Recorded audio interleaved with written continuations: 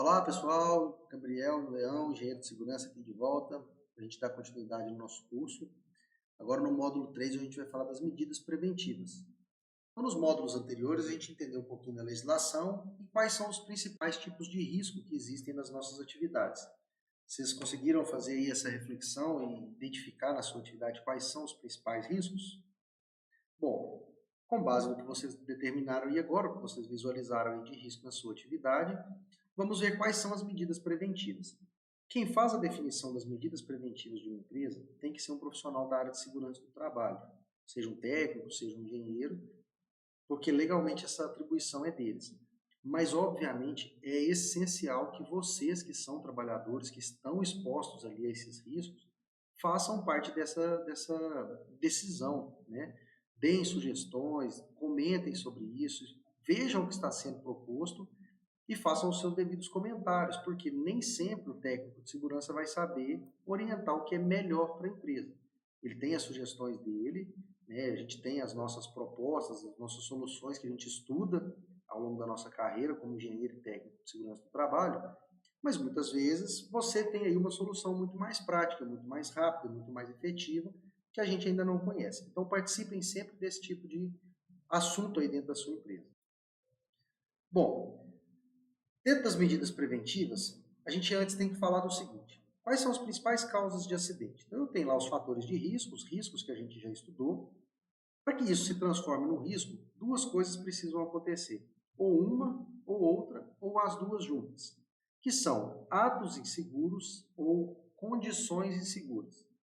Atos inseguros são quando o trabalhador se expõe, de forma consciente ou não, a uma situação de risco de acidente no seu trabalho. Isso é uma responsabilidade sua, trabalhador. Então, quando eu cometo um ato inseguro, significa que a empresa me forneceu, eu tinha todas as condições para fazer aquela atividade da forma segura, da forma correta, e eu optei por fazer de uma forma diferente e acabei me expondo àquele risco sem necessidade. Então, tem um exemplo aí dessas imagens para vocês. Alguns exemplos aí de atos inseguros comuns de acontecerem, ó. Não utilizar corretamente os EPIs ou não armazená-los, não higienizá-los, não utilizá-los da forma adequada, utilizar ferramentas e máquinas sem possuir o treinamento, transportar carga acima do limite permitido, utilizar ferramentas improvisadas para a atividade. Então, aqui são alguns exemplos, tá? Que são responsabilidade sua, trabalhador. E eu tenho as condições inseguras. Uma condição insegura é de responsabilidade da empresa e não sua. Então, a condição insegura é quando não tem a ver com a minha falha, mas sim com a situação como um todo, com a condição que me foi dada para trabalhar. Então, alguns exemplos de uma condição insegura. A empresa não me forneceu EPI, não me forneceu treinamento adequado, não possui normas de segurança, não tem manutenção em dia das máquinas, então me entrega máquinas para trabalhar com defeito, ferramentas problemáticas, produto químico armazenado da forma incorreta, piso danificado, exposição a agentes de risco em excesso. Então, são condições inseguras. Eu não tenho ferramenta adequada, eu não tenho material adequado para trabalhar. E aí, eu não tenho opção, né? Eu só tenho aquela forma inadequada para fazer. Uma ressalva é: sempre que uma condição estiver insegura e o trabalhador aceitar e der andamento na sua atividade, mesmo naquela situação insegura, ele está assumindo um ato inseguro também. Ok? Bom, quando a gente fala em medida de proteção, eu tenho algumas opções e a norma me pede que eu utilize essa sequência que vocês estão vendo aí na tela. Primeira opção para acabar com o risco: eliminar o fator de risco da minha atividade ou do meu ambiente. Então, vocês já ouviram aquele ditado que quem não pula na água não morre afogado.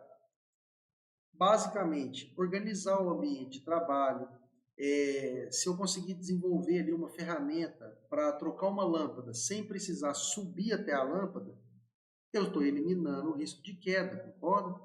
Então, eu estou eliminando o fator de risco. Se eu não estou subindo em altura, não tem como eu cair.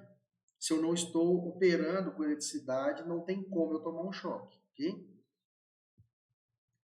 Caso isso não seja possível, não seja viável, ou não resolva o meu problema, eu vou para a segunda opção, que seria substituição das fontes de risco. Então, eu tenho um produto químico, por exemplo, que faz muito mal para a saúde, eu substituo aquele produto por um outro que faz menos mal, ou que não faça mal. Substituir máquinas antigas por máquinas mais novas, com a manutenção em dia, com as medidas de segurança, com os dispositivos de segurança operantes, atendendo às normas, tá? Então, isso é uma forma de substituir. Substituir um equipamento que faz muito ruído por um que faz menos, ok? Caso também não seja possível fazer esse tipo de procedimento, aí nós vamos para a alternativa de engenharia. Então, eu vou colocar ali um equipamento de proteção coletiva, um sistema de isolamento acústico, por exemplo, para máquinas que fazem muito ruído, sensores de parada de emergência para máquinas, para caso de acidente. Guarda-corpo é uma medida de solução de engenharia, um controle de engenharia, tá? Que a gente chama aqui de equipamento de proteção coletiva, né? Que são equipamentos que protegem vários trabalhadores de uma única vez. Se isso não é possível, eu ainda vou tentar controles administrativos, ou seja, reduzir a jornada de trabalho ou criar uma variação de atividade para o funcionário, ter pausas previstas, é um controle administrativo. Às vezes eu tenho uma equipe de trabalho onde um trabalha, por exemplo, com uma roçadeira e o outro com um rastelo, limpando ali o capim que foi cortado pela roçadeira. O operador da roçadeira está exposto a alguns riscos que o do rastelo não está. O que a gente pode fazer? Capacita os dois para trabalhar na roçadeira e faz uma alternância de trabalho. Então, por exemplo, de manhã um opera a roçadeira e o outro usa o rastelo, e à tarde eles trocam de atividade. Porque aí eu não deixo nenhum dos dois num nível de exposição muito preocupante. Ok? Caso isso também não seja possível ou não resolva o problema, nós vamos para a última alternativa, que é o equipamento de proteção individual, o EPI. Por que ele é a última? Porque ele é a pior de todas as opções. O equipamento de proteção individual, ele não evita o problema, ele simplesmente reduz o problema. Então, por exemplo, uma bota de segurança, ela não impede que você pise num prego, ela não impede que caia uma carga pesada no seu pé. Ela simplesmente diminui o impacto que o seu pé vai sofrer. Um capacete não te impede de bater a cabeça, ele simplesmente absorve um pouco daquele impacto, diminuindo o seu prejuízo. Então, a princípio, o EPI já não é bom o suficiente, já não é o suficiente porque ele não resolve o problema. Outro problema dele, ele é individual. Então, eu tenho que fornecer um equipamento de proteção para cada trabalhador. Em termos de custo, isso é muito problemático. Porque, além disso, o EPI ele tem validade, ele tem que ser bem conservado. Quando ele vence, ele tem que ser trocado. Quando ele quebra, ele tem que ser trocado. Quando ele estraga, ele tem que ser trocado. Quando ele perde, ele tem que ser trocado. Ele deve ser higienizado e mantido dentro das normas do fabricante. Então, a forma de limpar, a forma de lavar, a forma de armazenar. Então, o EPI, no fim das contas, ele é a pior alternativa. Em muitas situações, ele acaba sendo a única. Né? Se eu estou trabalhando num ambiente que tem muita poeira e eu não consigo eliminar aquela poeira, nem tirar ela do ambiente, eu vou ter que usar uma máscara. Né? Então, ele é a última opção, mas em algumas situações ele é a única. Além disso, o EPI ele deve possuir o CA, que é o Certificado de Aprovação do Ministério do Trabalho. Esse CA funciona da seguinte maneira. Eu sou o fabricante do EPI, eu fabriquei lá um capacete. Eu faço as especificações técnicas, produzo ali uma dúzia desses equipamentos e mando para o laboratório do Ministério do Trabalho, credenciado ao Inmetro. Esse laboratório vai testar o meu EPI e vai atestar que ele cumpre o que eu prometi, que ele absorve tantos por cento de impacto, que ele resiste a tanto choque elétrico, tantos volts de choque elétrico, né, tem uma determinada resistência elétrica, um grau de isolação elétrica, e vai fornecer para a minha empresa o CA, o Certificado de Aprovação. Então ele vai informar para o fabricante, olha, seu equipamento foi testado e aprovado, pode fabricá-lo e vendê-lo durante 5 anos. O fabricante pega isso, fabrica e vende o EPI.